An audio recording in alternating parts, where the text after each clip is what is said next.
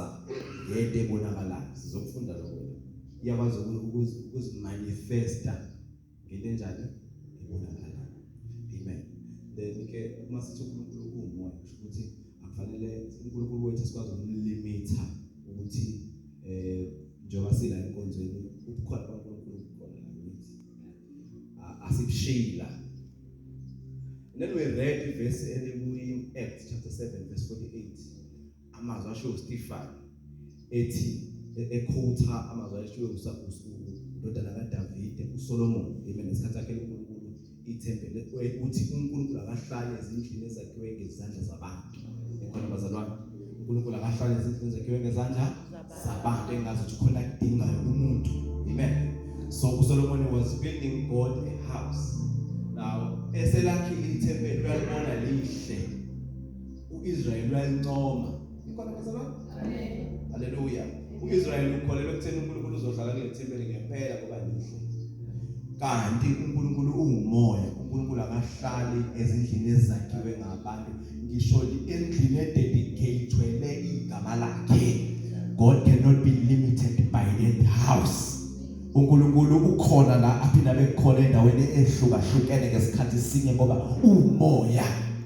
So nabamdumisayo kabamdumise ngawo umoya abangabi religiously minded uma bezomdumisa bangamsonti ukuthi asomshiya la sihamba naye uNkulunkulu izimo noma iziphi izimo ukhona because he is spirit. Hallelujah. Then the conclusion yethu last week ekade ikhuluma ngokuthi uzothi omunye okay umoya how come to uNkulunkulu to sifanekise kaNkulunkulu ngoba thina siyo umoya wesinyama thina we are physical you can see me amen but uNkulunkulu you cannot see God.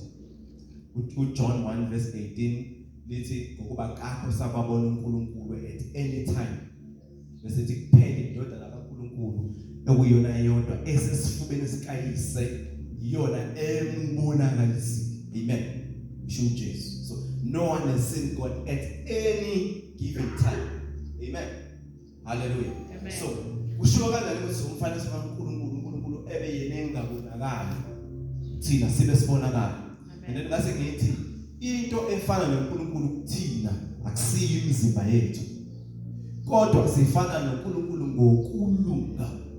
Abalindezo 3 ngathi righteousness ukulunga ikona okusenza sibe imifanekiso kaNkulunkulu. Uma kuthiwa umfanekiso kaNkulunkulu akusho ukuthi unekhanda elincane njengoNkulunkulu noma unamandlebe athe ucija njengalawami njengoNkulunkulu or kuthiwe umfishane njengoNkulunkulu. No kuthiwa ungafaniswa physicality but kufaniswa ukuzalwa kwakho kabusha.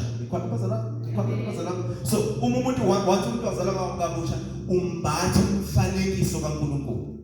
Hallelujah amen. Ngicela sifunde Colossians 3 verses number 10. Colossians 3 verses number 10 lithi iBhayibheli lapho lithi nimbethe yena owenziwe wabamusha amen hallelujah. Lithi ngokulunga noma ngokwazi bese lithi nimfanekiso kaNkulunkulu amen. So izinto ezifana noNkulunkulu kuwe ukulunga okuthola ngokuthi ube umntwana kaNkulunkulu yokuqala leyo. Esibili efana noNkulunkulu kuwe ulwazi the knowledge onalo ngoNkulunkulu ilona likwenza ukuthi ufane noNkulunkulu. Okwesithathu ubungcwele beqiniso it makes us sifane noNkulunkulu. Cela singifundele Colossians. I had my copy here in another verse. Okay, yeah, Colossians 3 verse 10. Nembethe omusha owenziwe musha abe nani nokwazi ngani ngokumfanekiso walowo njani owamdalayo. Yabona? Ngesikhathi umbatha nje, ngesikhathi wenziwa musha, ngesikhathi umbatha umuntu omusha uba nokwazi. Lokho kwazi umfanekiso ngoba Colossians 3 verses number 10. Uba nokwazi, lokho kwazi ukwenza ukuthi surely kuthiwe umfanekiso kaNkulunkulu ngoba khona ulwazi umuntu wasezweni angenalo. Nikhona bazalwane khona ulwazi olungcono uqala ukuhlala umesaba uJehova. So once ulwazi usuqale ukusaba uJehova. Nikhona bazalwane ukuhlakanipha masikhuluma ukuhlakanipha kusukuhlakanipha kwezwe kodwa ukuhlakanipha okuvela kuNkulunkulu. Praise God. Then safunda ivesi eliku Ephesians 4 verse 24. It echoes the same thing, it hammers the same thing. Ephesians chapter 4 verse 24. Nemethe umuntu omusha owadalwa ngokaNkulunkulu kuphi ekulungeni nasebungcweleni beqiniso. Nemethe ngithe into ezintathu ofana noNkulunkulu kuzo lesikale ngayo kwazi. Ivesi lesifunda lesibili zitholakala la kuleli labasefeso 4 verse 24. Zothula zithi kulungeni nasebungcweleni liyabani beqiniso. Nemethe umuntu omusha nebazalwane. Niyabona these verses akhuluma nawe wena ozalwe kabusha. Amen. So ngesikhathi uzalwa kabusha you become the image of God. Ekulungeni nasebungcweleni bani beqiniso. Now lithi iBhayibheli nemethe umuntu omusha owadalwa ngani lo muntu omusha inina lo nimbethe. Nizwele bazalwane inina nimbethe umuntu onjani omusha owadalwa ngani ngokukaNkulunkulu. Leyanto ngokukaNkulunkulu isho ngeyokwemfanekiso ngokwesithombe sikaNkulunkulu kuphi ekulungeni nasebungcweleni beqiniso. So awukwazi ukuzibiza ngomfanekiso kaNkulunkulu ungahambi ekulungeni. Awukwazi ukuzibiza ngomfanekiso kaNkulunkulu ungenalo ulwazi ngoKristu Jesu nasebungcweleni ungaphili ubungcwele beqiniso. Praise God. Hallelujah. So lo last share khona ke bazalwane ngesonto elidlule. Praise God. Hallelujah. So ngifuna sibheke ke bazalwane uNkulunkulu siqhubeke siqedele ngemvelo kaNkulunkulu. Amen. Sifunde ngemvelo kaNkulunkulu. Who is God? What does he look like? Yini la ngayenza yini esingayibona kuye? Kunezinto bazalwane ngithe uNkulunkulu ungumoya. uNkulunkulu ungumoya. We cannot see God. Then I qualified my statement for John 1:18. Anytime indodana kuphela esifuna sikayise bese ngithi imbonakalisile ngithi amen. So we are clear lapho ukuthi no one has seen God. We are clear ukuthi uNkulunkulu umoya asikwazi ukumbona physically. It's a question. We are clear lapho. Amen. But uNkulunkulu kebazalwane ewumoya enjalo kunama expressions noma kunezinto ngicela ubhalele kunezinto uNkulunkulu asetshenziswa ukuchazwa ngazo ongathi ungaqondi ugcina usuphinde isithombe esithile sikaNkulunkulu ekhanda lakho masimchaza uNkulunkulu. Lezi zinto lezama attributes zizinto ezikwenza ukuthi uma mazishiwo bese ucabanga ukuthi uNkulunkulu ngenza ukubukeka kanje. For example ukuthi uNkulunkulu unamehlo kuthiwa wena oselakhe lingaphezulu kwaba kwesabayo. Automatically in your head you create a picture for God. Angithi wasithombe lapha ekhanda uNkulunkulu unamehlo. Kuthi osandla sakhe uNkulunkulu sibambe ngesandla njengoKhores. Uyabo? Kuthi uNkulunkulu uyacabanga ukuthi unesandla. Yabo? Kuthi wena ondlebe yakhe ayinzima ukubingezwa. Then you start imagining ukuthi unendlebe engakanani. Nikhona bazalwane? Hallelujah. Kuthi wamehlo akhe ngibonile. Kuthi unyawo zakhe ziyakhazimula wena wabona iJerusalem. Hallelujah. So those things zenza ukuthi wapheke isithombe engqondweni yakho ukuthi unjani uNkulunkulu. Hallelujah. Bazalwane uNkulunkulu akanasi physical hand. Akanasi isandla esifana nalesi sandla. Lezi zinto lama expression asetshenziswa to create a picture in your head or ukuthi ukwazi ukunderstand kangcono ngoba wena uyinyama. So uma engachazwa into engeyona lo umqondo wakho ongayibamba ngeke ukwazi ukukhona. So those are the expressions kakhulu uma sithi usandla sakhe noma ugxalabela ibanzi. Hallelujah. So lezo zinto lezo zama expressions amchazayo but azichazi ukuthi uNkulunkulu unegxalabela ibanzi.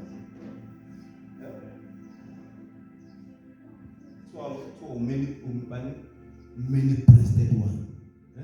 So we know my belly amaningi.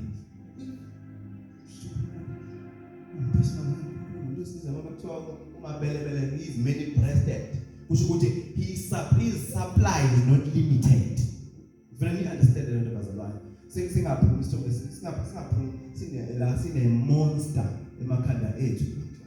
Umabelebele uNkulunkulu uncedisa ngapha nangapha. Kusho ukuthi isupply yakhe ayinqamuki. Ukwazi ukupha sonke umuntu kanye. He supplies all our needs according to his riches in glory. Usinikeza ngokwengcebo yakhe ngokucebile. Uma sithi he is many breasted one, kusho ukuthi akunqamuki ukupha kwakhe. Amen. Akunqamuki ukupha kwakhe. Uma kusupply namhlanje nakusasa uzokusupply engayeki nokusupply lo ya. He is a many breasted one. Hallelujah. Praise God. So uNkulunkulu ke bazalwane wethu unjalo. uNkulunkulu angebone ngamehlo.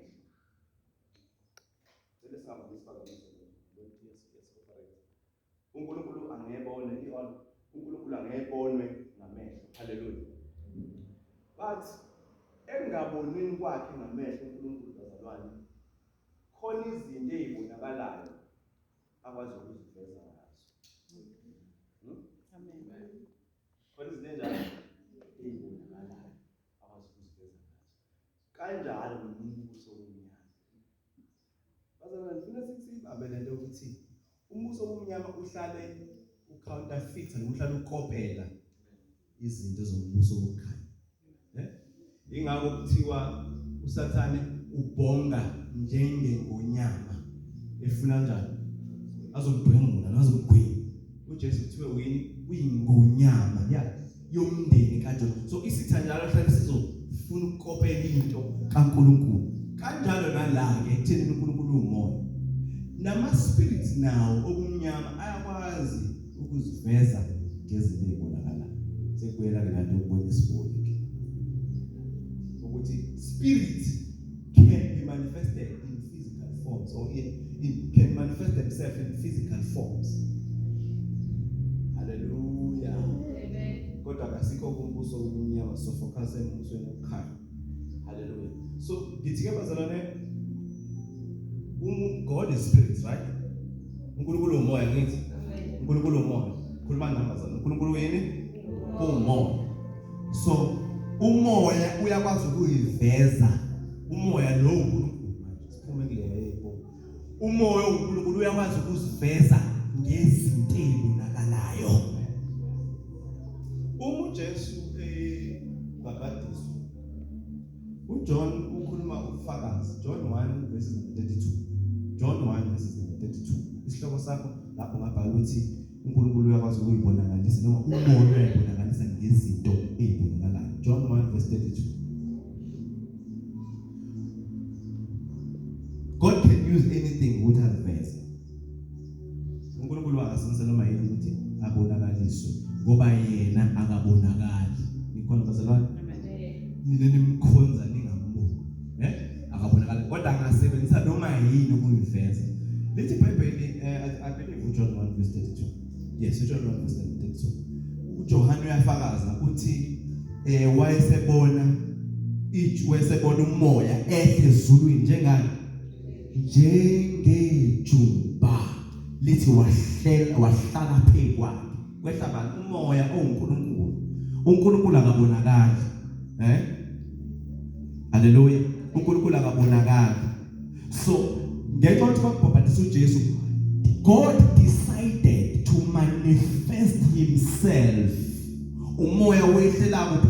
Phezu kwejuba. Obonayo wabona ijuba kade akuselona ijuba sekuwuye.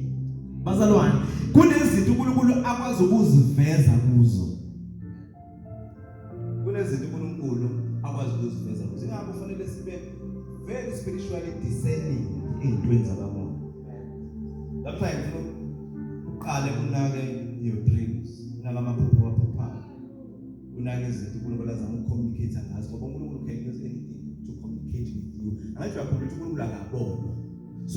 usebenzisa noma yini la kule case kaJesu wasebenzisa ijuba lithi uthi uJohane efakaza uthi ngase ngibona umoya ongcwele lo bana uNkulunkulu akase uNkulunkulu uthe uyini umoya uthi ehlela phezu kwakhe njengejuba lana ngabalekile ijuba kwakubaleke lo wehlele phezu kwejuba. Amen. Ingaba kaJuba ngisho ngandiza amabili awana inhlanhla bazibasho njalo bathi two for joy ijuba nje normal ngisho ngathi this amakushoniwe wadedela bebaningi amajuba nje uNkulunkulu wayekhethile ukuthi ngaso isikhathi ehlele azibonakalise uyabona ukuthi if uNkulunkulu engayibonakalisa ngejuba lesiphuka ngayo you can use anything yazi uNkulunkulu uyakwazi ukuzibonakalisa kuma delays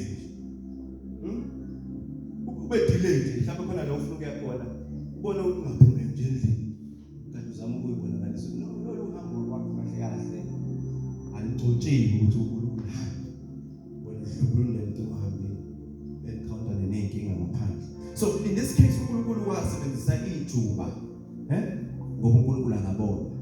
Hallelujah.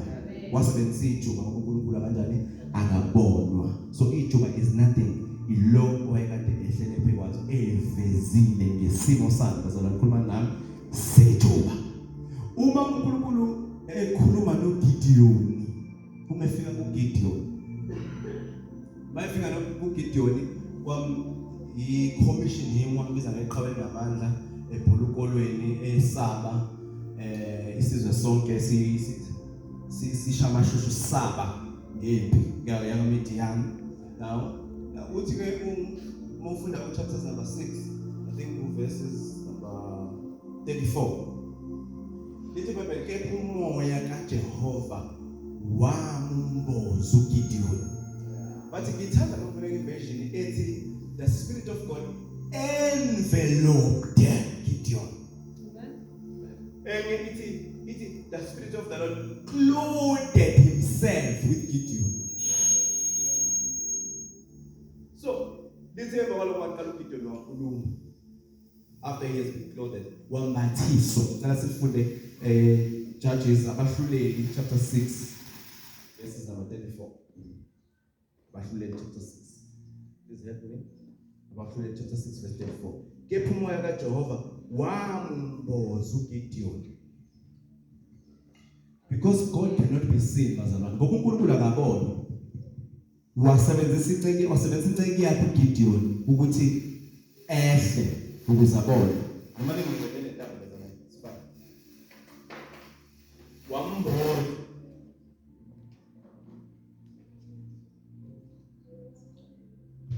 Hallelujah. Amen. Praise God. So umoya kaNkulunkulu wehlikela kuGidiyoni. Into envelophiwe bazalwane lefaka envelope. Mangithatha le envelope le. Bese ngifaka imali le. Nansi imali ngithi. Into ebalekile yini? Imali okwamanje okay. But like in this case it's vice versa. Mangifaka le mali la. This money has been enveloped, right? Ifakiwe la. Nina nibona ungacini ukuthi ubona nje sho into oyibona simple nje. Envelope. So okusho ukuthi umoya ongcwele noma uNkulunkulu ngoba ngabona mele ithi he envelope Gideon. Iyashupha. He envelope Gideon decide ukuhlala kuGideon as uNkulunkulu. So uma esekhuluma babe ngasalalela ngathi khuluma uGideon kodwa babelalela ukukhuluma uNkulunkulu ngoba uNkulunkulu umoya uNkulunkulu angabona. So he decided ngalo langa ukuthi ehlele uGideon. Likhona abantu abazalana namhlanje. Hallelujah. So umoya ongcwele bazalana okwesibili uma engazi usebenzisa la cases owu2 lapho la ehlike ngejuba nalapho na he envelope Gideon uyakwazi ukusebenzisa izingelosi. Uyakwazi ukusebenzisa ini? Khuluma nabazalwane. Ingelosi. Nasi siqilakazi sika Abraham bani kusasa Abraham Sara. Lo mama ujaha uHagayi ukuthi ukhulele ingane indoda yakhe. Kodwa yena ufake indoda yakhe lo mama.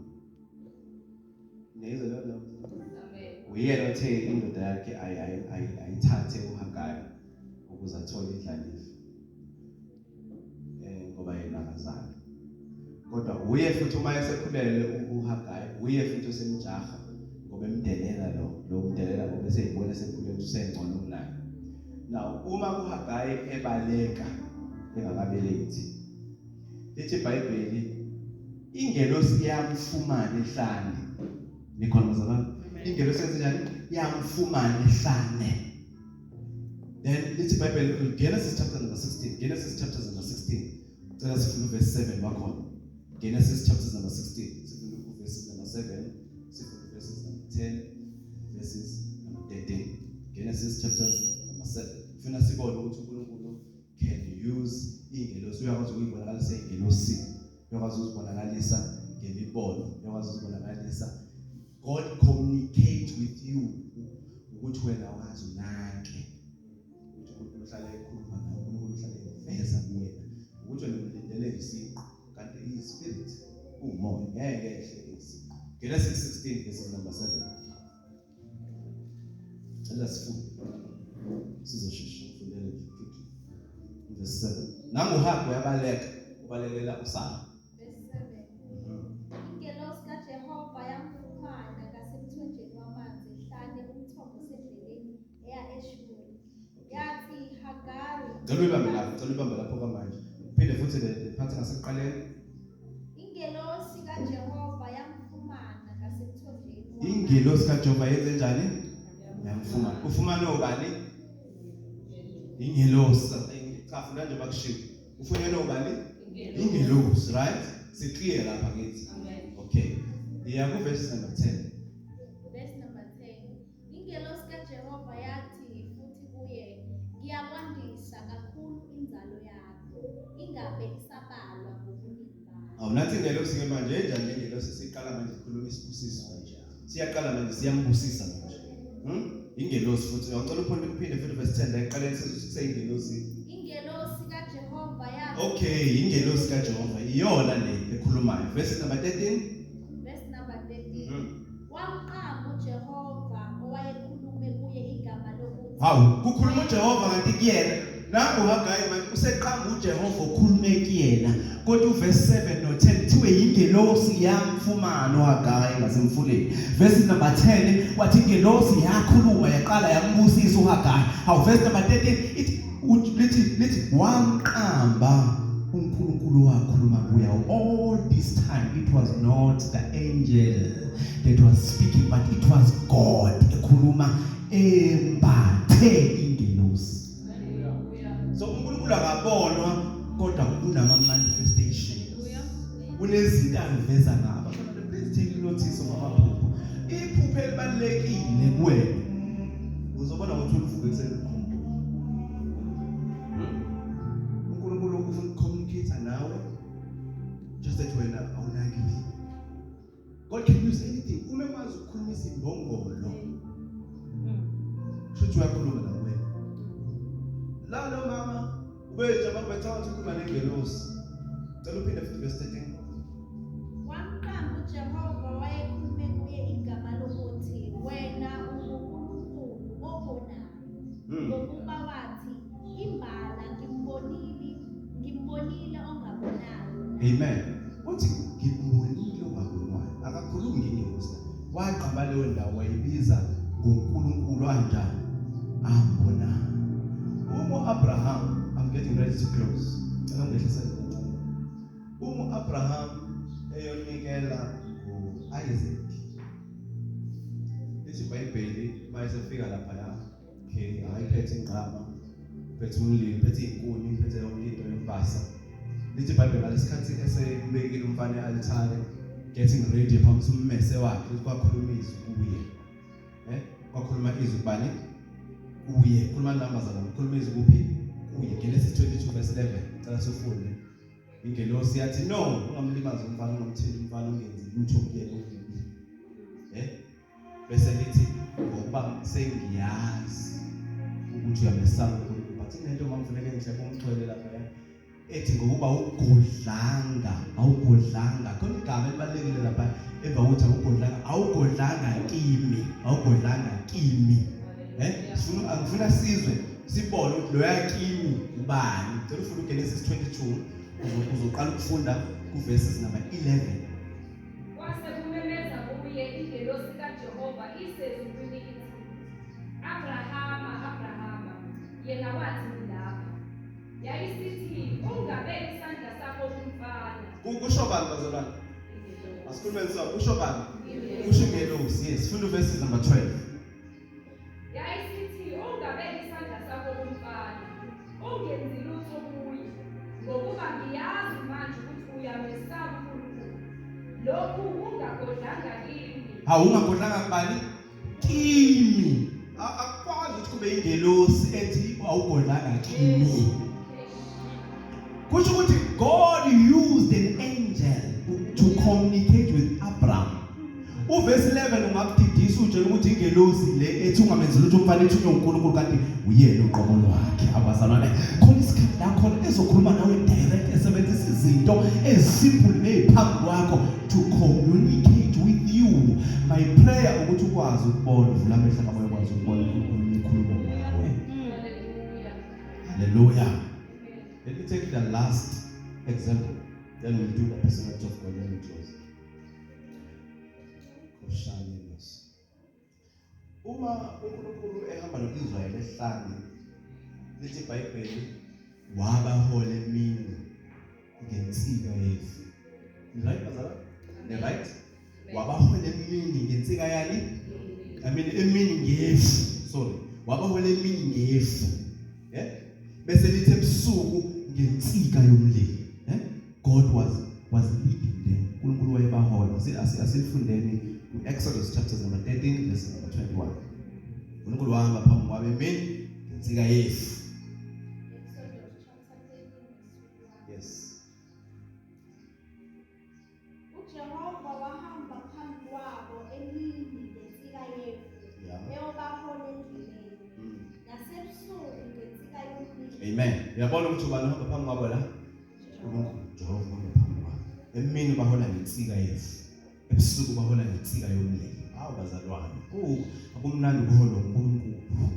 Lithi wabahola emini kusho ukuthi emini babengabatholi ilanga ngoba wayeyifu labo. Ebusuku bazalwane babevikelekile futhi ngoba wayekade insika yomlilo.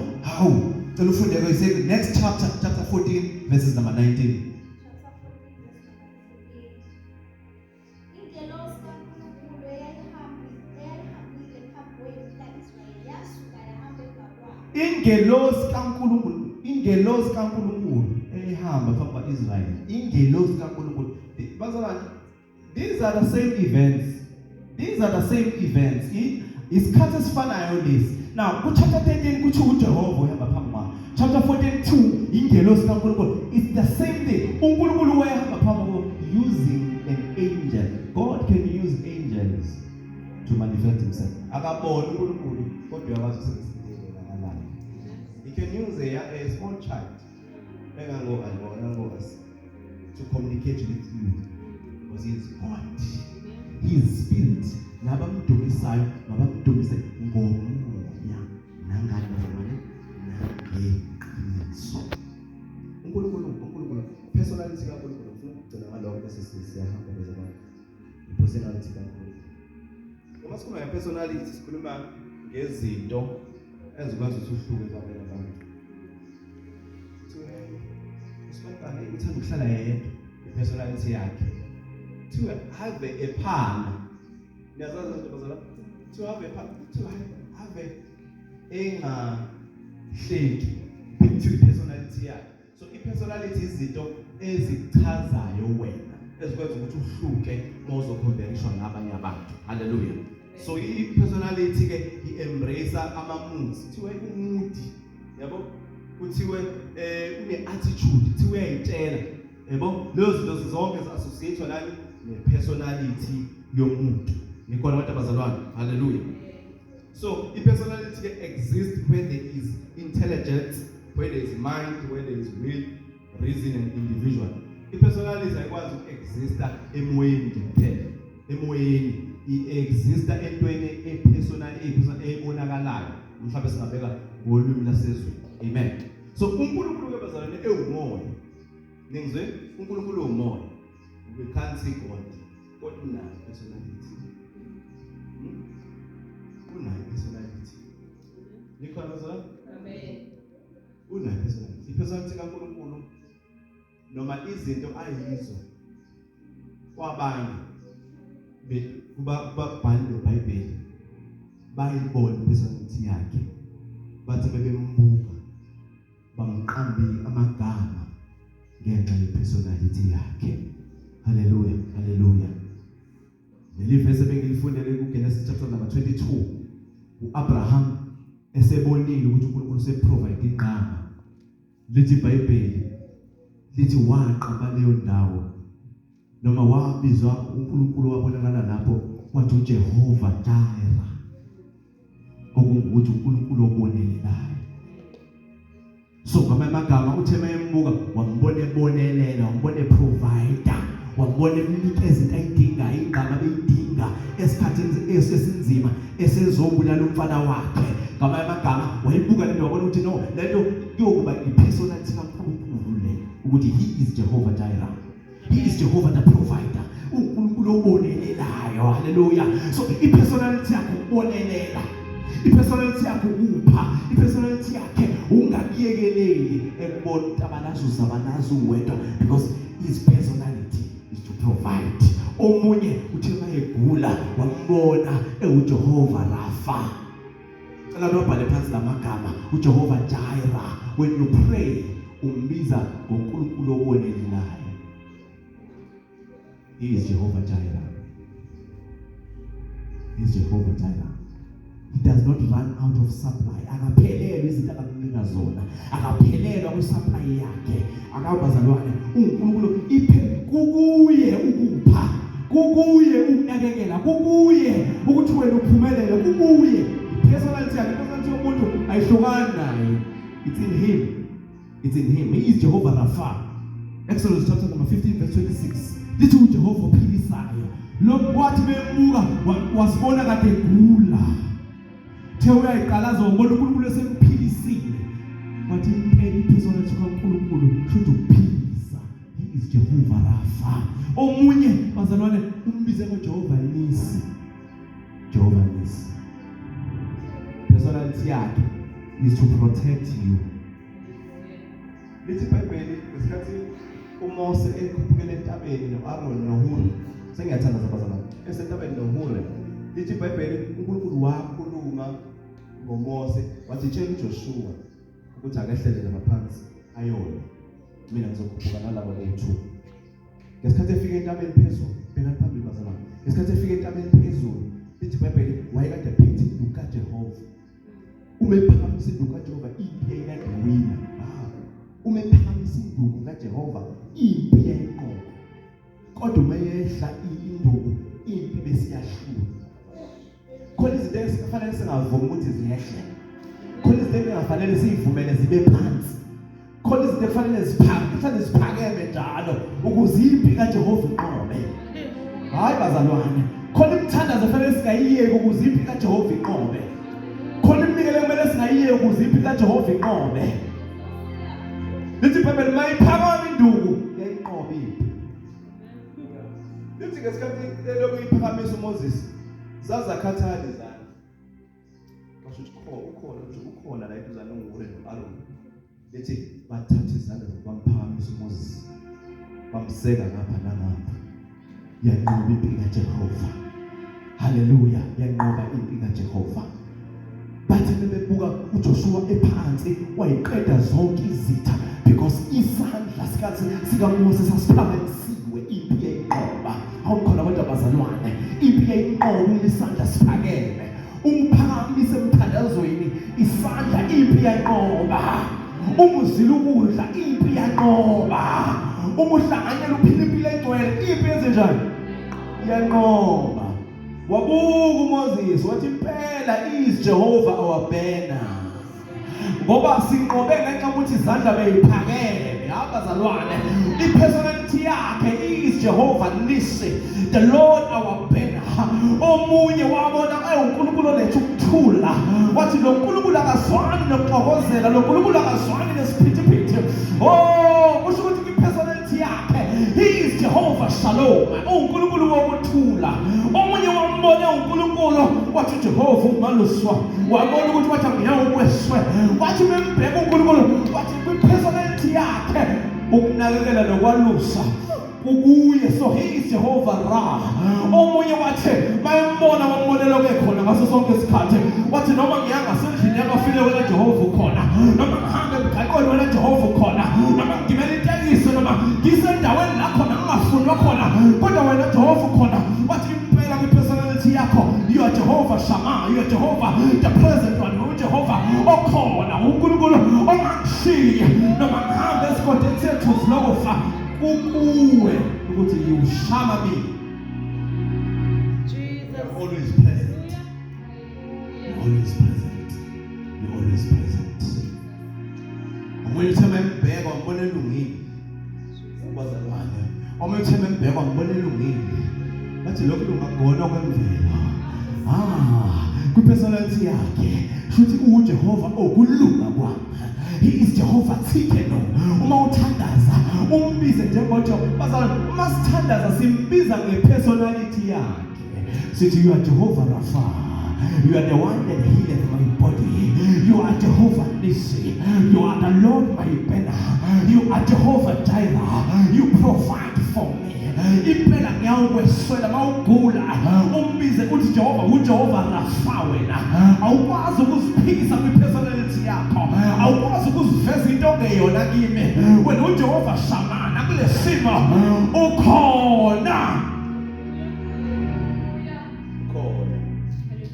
is present is present let me close like this uNkulunkulu njengoba ngisho nge-personality you cannot see God but you are ama-attributes e-personality uyazi uNkulunkulu uyaphenduka God repents. It's only something that is a person that can repent. Inja iphenduka. Wasi the one you are in the dog has never repented. The guy said isondele kuyena ithi I'm sorry. Noma ithi ngiyasona. It's only something that has a personality, noma something that is a person that can show ama-attributes abonakala ngamuntu. uNkulunkulu bazalwane unama-attributes amenza ukuthi abe sibe nesiqiniseko sokuthi he's got personality. God hates.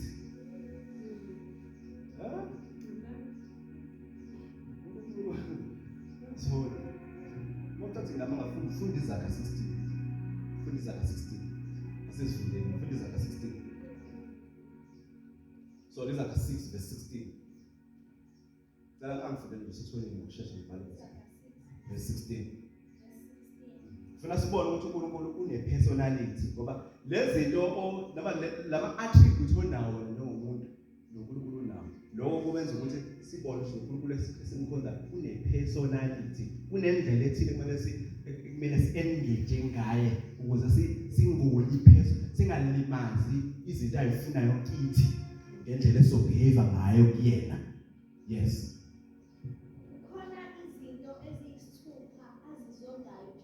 Yes. Noma ungasayibalanga le ndodakazi. Kodwa sesizwe khona izinto ezizithupha kanjani? Khuluma namba zala azizondayo. Awukwazi ukuzonda wena personality.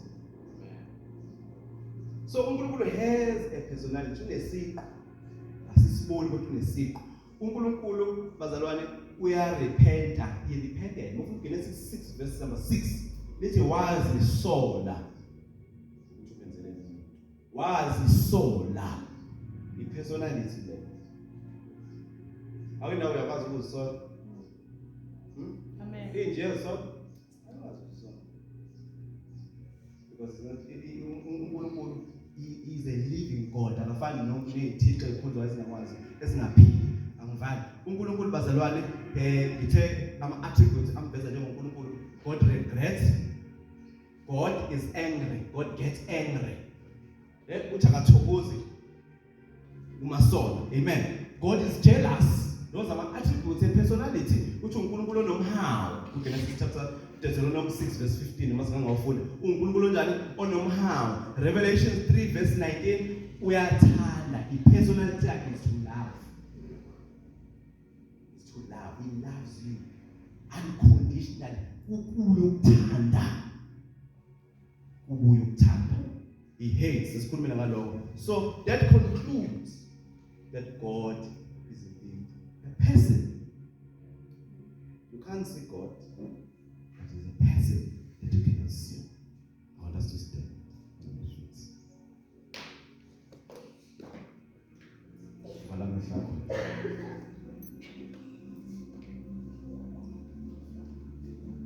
I want us to pray, all of us, and ask God ukuthi bazalwane njengamanje uma ngicela ukuthi uzoqala azimbule kithina njengoba sila uzoqala eveze ngezinto okade ungacabanga ukuthi please take note of izinto ezi-strange ongajwayele ukuyibona, amaphupho ongajwayele ukuwaphupha, izinto nje ezivele zidrophe in your spirit. Khona izinto uNkulunkulu uyasona azozidropha nje in your spirit. Lezo zinto kuzobe kungeyona imicabango yakho. Ngiyangizwa bazalwane ungabi nazo. Khona izinto uNkulunkulu azobula yidrophe nje. All of a sudden uzovela nje fast. Noma uzovela nje thandaza. Noma athi nje nikela. Noma athi fonela umzalwane so those things will happen kuleli sonto leli. Ngizweni bazalwane ngoba uNkulunkulu ufuna ukuthi nimbone as he is. Ufuna ukuthi nimbone not only esontweni, and ufuna ukuthi sisuse ulwazi lokuthi God unesithombe esithile. He wants to reveal himself kuwena nanoma ingane ephambi kwakho bathanda ukuthi aziveze ngayo. Sina sonke sivule umlomo wethu sike sithandaze. Sheda kate parakathu parosaya. Ngeta para. Thandaza uNkulunkulu umoya. Uya namahande bakho tapara.